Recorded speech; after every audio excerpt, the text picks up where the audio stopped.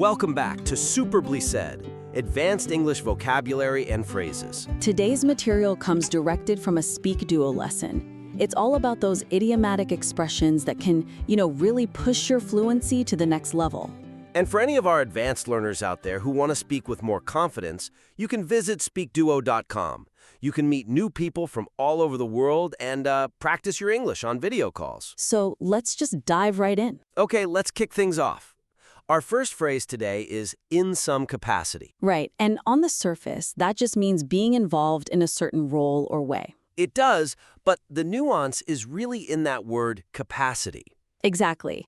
If you just say you're involved in some way, it sounds a bit vague, maybe even non-committal. But when you use in some capacity, you're implying a functional role, a specific capability. It just sounds more professional. It really does. Like, if I said everyone is involved in the office restructuring in some way, that could mean they just, read an email about it. Right. But if I say everyone in the office is involved in the planning in some capacity, even if they are not the project lead, that signals something different. It signals they have a designated contribution, even a small one. Exactly. Maybe they're proofreading something or finding a resource. It's a great phrase for those more formal contexts. Like in a high-level speaking test. Say you get asked a question like, do you feel involved in global politics in some capacity, even if you don't vote? A simple answer would just be, yes, I read the news. But that's not very strong. Not at all. A much more powerful answer would use the phrase to frame it. Something like, yes, I feel involved in some capacity because I follow the news and discuss global events with friends. You're establishing a concrete link there. It's your small, functional role, not just some casual connection. Okay, our second phrase is about naming things, or not naming them, no set name. This one is a common pitfall, I think. A lot of learners might just default to saying unnamed or unlabeled.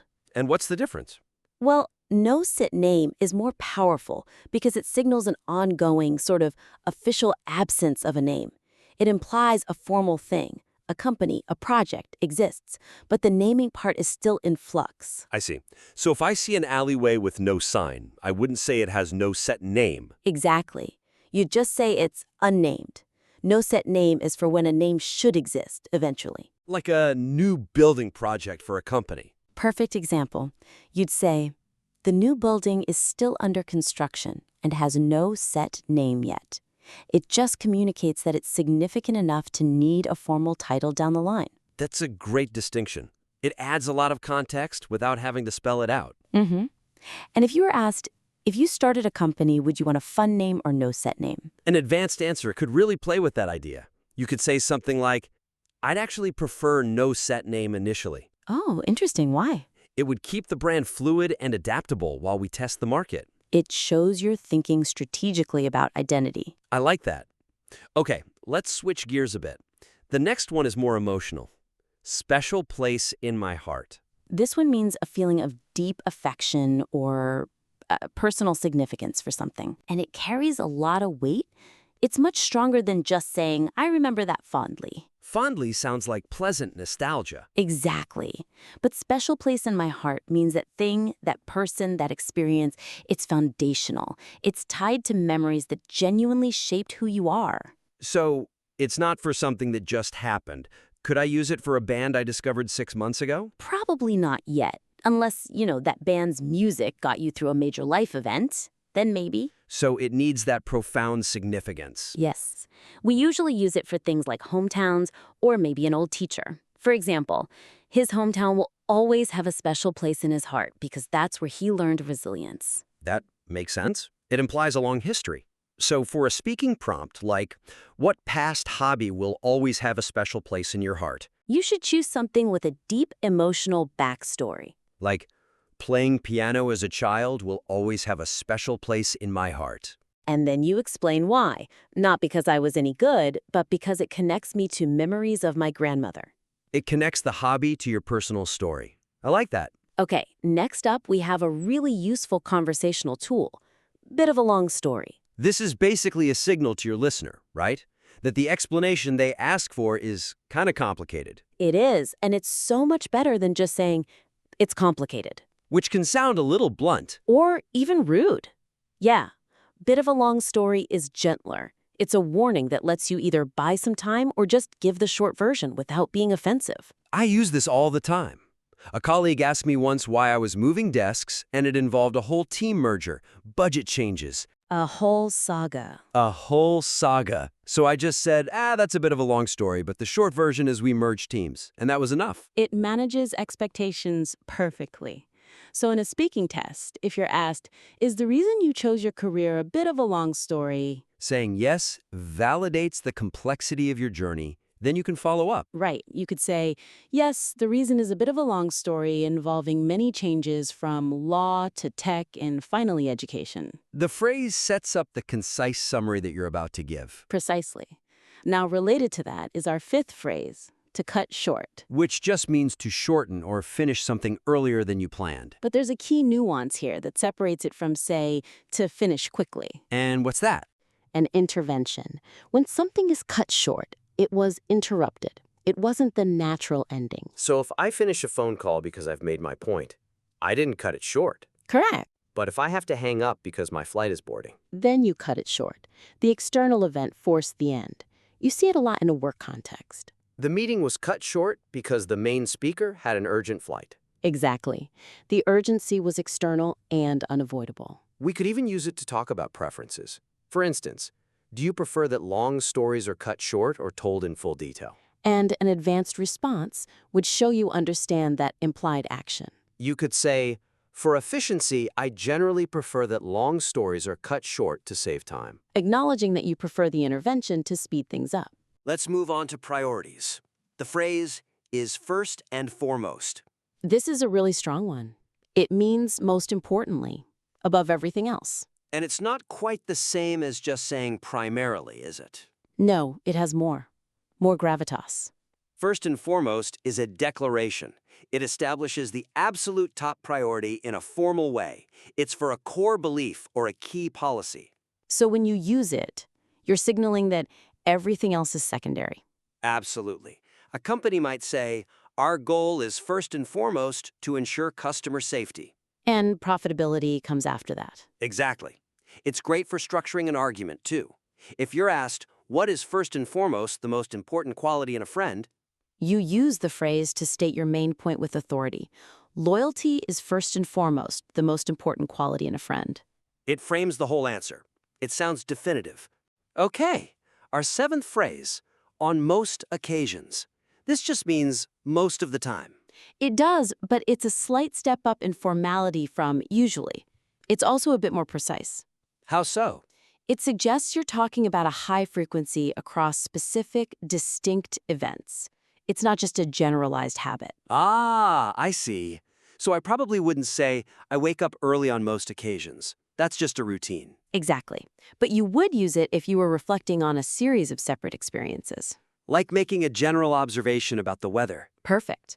The weather on most occasions during summer here is sunny and hot. It's also good for self-assessment.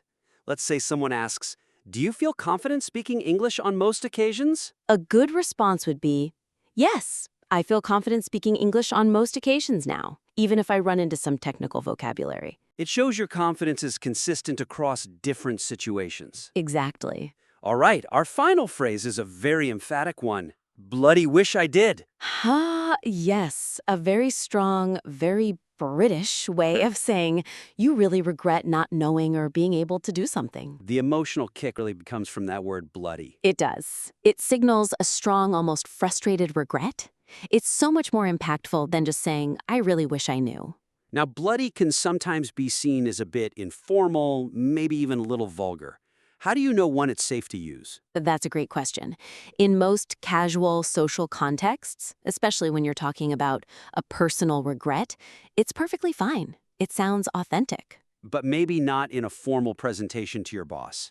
Definitely not. You save it for those big personal regrets. Like, I don't know how to play the guitar, but I bloody wish I did. It really conveys that passion. So if I were asked, what skill do you bloody wish you did know how to do? You should choose a skill that feels really aspirational, something hard to achieve. The regret matches the difficulty. You could say, I bloody wish I did know how to code complex software. It feels like a superpower I missed out on. Exactly. Okay, now that we've broken down those 8 phrases, let's test how well you've absorbed the nuances. It's time for the Advanced Phrases quiz. We'll give you a question and 3 options. Choose the one that best reflects the meaning we've discussed. And feel free to pause at any point if you need a moment to think. Ready? Question 1. Do you feel involved in global politics in some capacity? Even if you don't vote, is it? Option A. I feel involved because I actively volunteer my personal time working on election campaigns directly for a candidate. Option B. I feel involved because I follow the news and discuss global events with friends, thus participating in a certain role or way. Or, option C. I feel involved because my financial investments are internationally diversified across numerous geopolitical regions. Take a moment if you need it.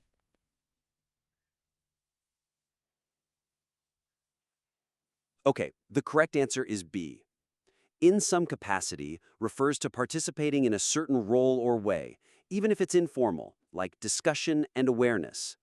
Option A is more like an official capacity, but B really captures the broader meaning of in some capacity. Let's move on. Question 2. If you started a company, would you want a fun name or no set name? Option A, I would prefer no official, fixed, or established name, ensuring the brand identity remains fluid and highly adaptable. Option B, I would prefer a fun name because a clear identity is the most important element for long-term customer recognition.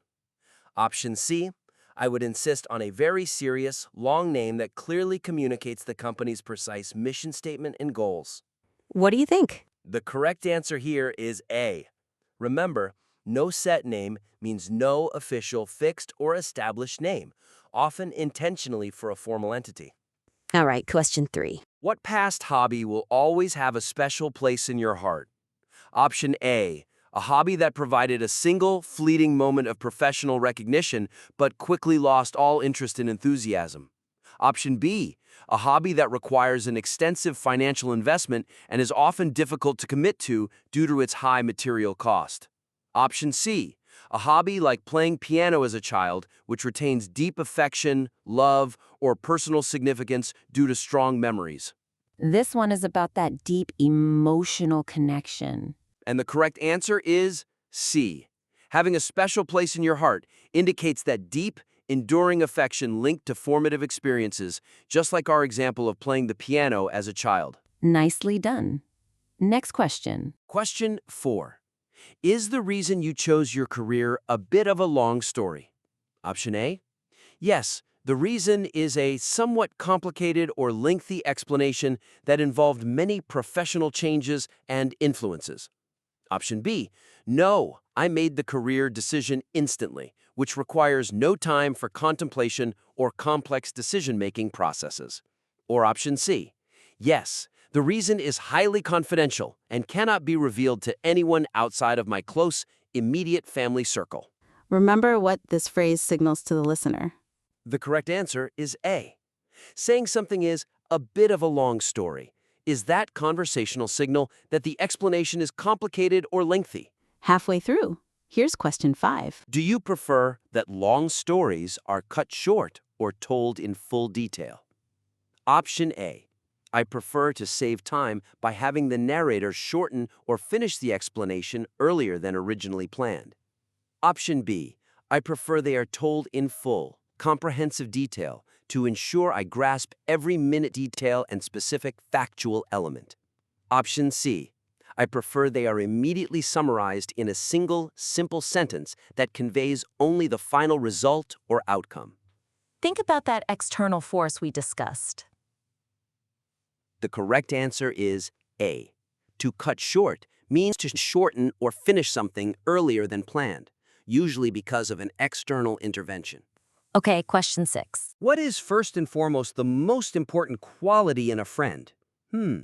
Option A, the friend's high intelligence, which ensures their ability to offer logical and sound professional advice consistently. Option B, the friend's loyalty, which means this quality is considered most important or prioritized above everything else in the bond. Option C, the friend's high financial stability, which ensures their ability to cover all expenses during any unforeseen emergency. Which one establishes the absolute top priority? The answer is B.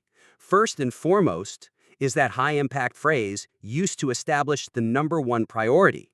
In this case, loyalty supersedes all other qualities. Just 2 more to go. Question 7. Do you feel confident speaking English on most occasions? Option A. I feel confident only when the conversation is completely planned and strictly limited to a basic, predictable vocabulary. Option B.